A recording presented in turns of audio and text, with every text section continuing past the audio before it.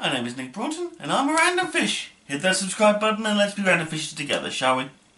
Now, obviously, I've been doing a lot of watching stuff on Netflix, and I wanted to come up with something really cool to watch. That's when I came across Disenchantment. Now, for those of you who have seen me since I've watched Disenchantment, I've given my thoughts on it, but I wanted to get them on here anyway, for all the 17 people who've subscribed to my channel. You know. Disenchantment are the adventures of a young, disenfranchised princess named Bean, her personal demon Lucy, and an elf that fell in love with her and follows her around like a lovesick puppy called Elfo. Elfo comes from a race of elves that are always very, very happy, and he wanted to experience more emotions in the world, so he left the elf village and went off to do his own thing. Now, a lot of things are brought up in this show, and it does very much bring me to my first real point about the show, and it's this. Matt Groening, the guy that made this, I don't know if I'm saying his name right. If I'm saying it wrong, I apologise. But Matt Groening seems to have developed a specific characteristic style over the course of time that he's been doing this. Obviously, this is the man that gave us The Simpsons. He gave us Futurama, and now he's given us Disenchantment. These are all very well done shows. These are all very well executed shows. Everything else is absolutely fine. But here's my problem with it. That is that when it gets to be repeated so many times, it gets monotonous. Now, what characterization traits am I talking about? I'm suddenly hearing you ask. Well, here it is. Drunk person does stupid things. Slightly evil person tells them to keep on doing it. And the slightly better people say, don't do it, you can do other things. This is clearly evident in all of his works. In The Simpsons, obviously the drunk person and the main character, Homer Simpson. The one trying to egg him on, Bart. And the ones trying to bring him back, Marge and Lisa. Maggie doesn't, at this point, I feel, have a camp in this, but I'm guessing, given the number of people that are, with it being Marge and Lisa being those guys, I would have thought in my head that, you know, Bart and Maggie maybe team up. Maybe Maggie's actually just as bad as Bart is, maybe even worse. Simply for the comedy value of the whole thing, just to see what it would be like in a future episode. But then the same thing happened again in Futurama with Fry. He would occasionally get drunk and do stupid things. Bender would encourage him, and Lena would basically attempt to subvert him or to make him do something else. Now, when I say get drunk, I don't necessarily mean actually physically get drunk. Homer does get drunk. Fry does get drunk a lot, but Fry's actions are more along the lines of the acts of a drunk, i.e. throw yourself into a situation and not really give a damn about the consequences. Bender, like I said, sort of reinforces this belief structure. He sort of reinvents the structure and sort of wants Fry to keep going forward with the idea, and it's all well and good for a while. And then Disenchantment came along, and it really solidified for me the characterization. Bean gets drunk, makes poor choices. Lucy eggs her on, makes her want to do more bad things. Elfo tries to bring her back to the concept. It's how it works. This is how those three aspects work. And while it was fun to watch, it does bring to mind the fact that Matt Groening definitely seems to have a style, and he likes to repeat that style. Now, don't get me wrong. Everything else about the show is completely different. Obviously, Disenchantment is set in a medieval world. There's some funny aspects to it. I'm not saying the show isn't funny, because it is. It can be very funny. The problem is that when you notice something like that, something very, something like that that's very much a repeat of this story, it doesn't particularly. It kind of removed me from watching it and enjoying the series as much as I could have done if I'd just ignored it. For many people, that's a case of going, well, then just ignore it. Well, I'd love to, if I could. I can't, but I'd love to if I could. But anyway, that's one of my, not many issues with the show, but my many sort of pet peeves about the show, I guess. My next point is that Elfo looks a little bit like if Bart Simpson and Yoda had a love child and left it in an elf village? Let that sink into your minds for a minute. All sufficiently scared? Good. It's very hard to have a character like Elfo involved in the show. It's very hard to get involved with him as a character because he's very much... Because he looks like Bart in a cap and green, it doesn't particularly fill me with the greatest of confidence that I'm going to like this character, because obviously the way Bart Simpson looks as a character is you automatically associate everything evil that Bart's ever done with it. And while Bart is at his core a good kid, he is very susceptible to not only peer pressure but also to the inner workings of his own brain, which frankly is more messed up than he is. The biggest issue I feel with this show anyway is that you have this... There's all this stuff that just sort of takes you out of it because it feels very reminiscent of a lot of other things. There's a lot of stuff that begins and ends in the show that has no real ending.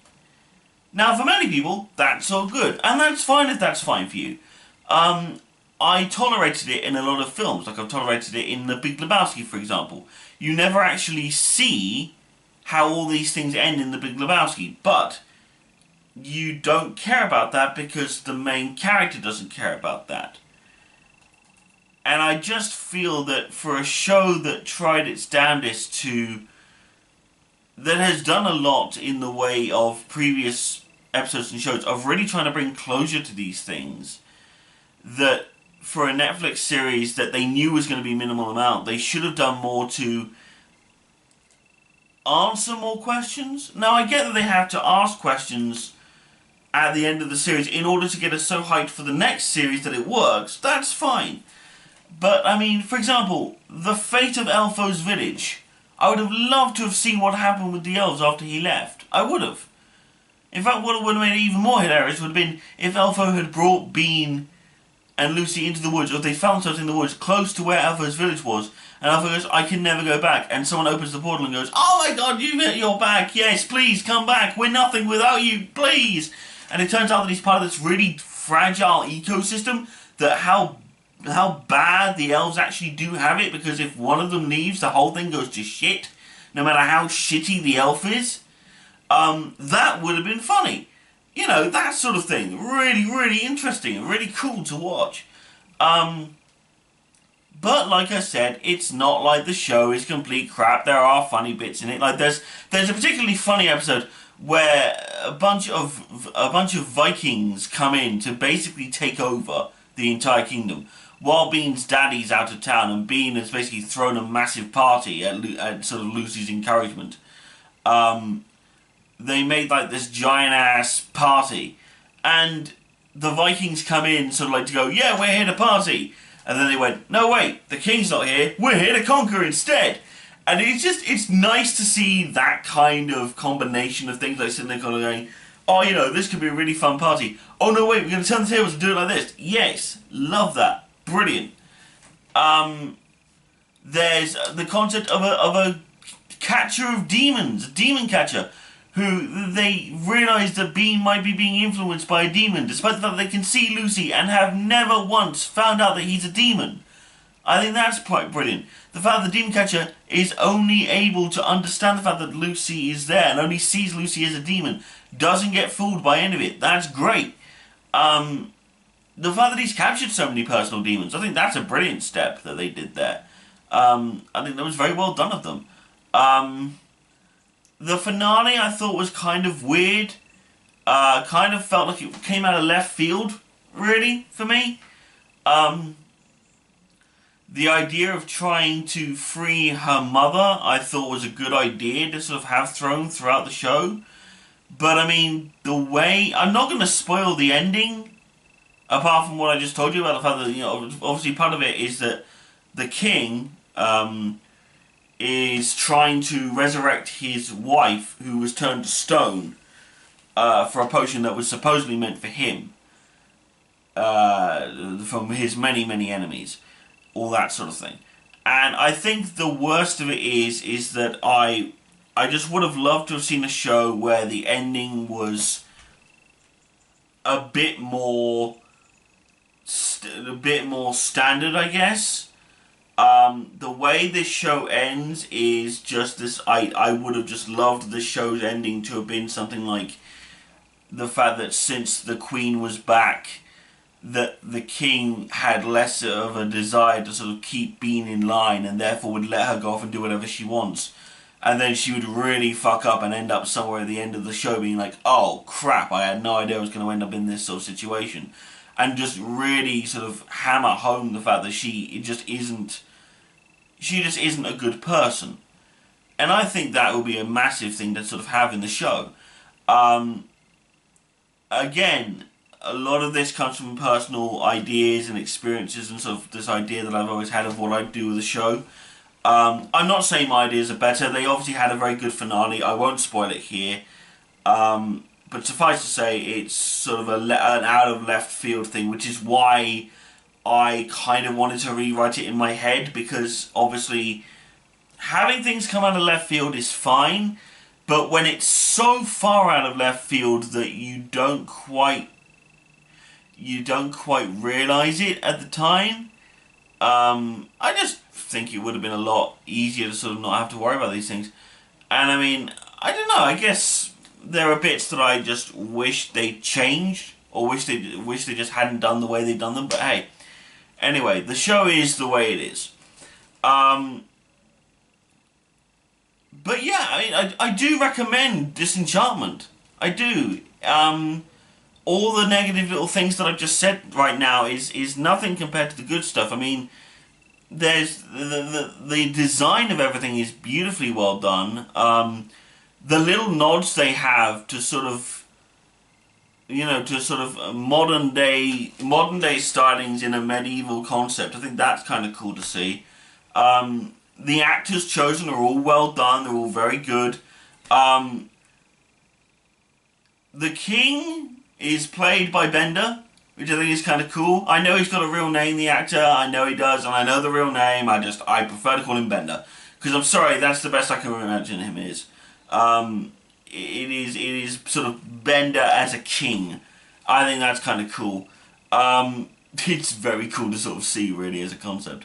Although I was kind of sad that I didn't at some point hear the King say a version of "Bite My Shiny Metal Ass," but done like in a medieval style. Like if he was wearing like a suit of armor or something, and he was jousting, and he knocked the guy off his horse, and but you can't do this. And he goes, oh yeah, bite my shiny metal ass, and then ride off. I was like, just purely because. I think that would have been kind of cool to see.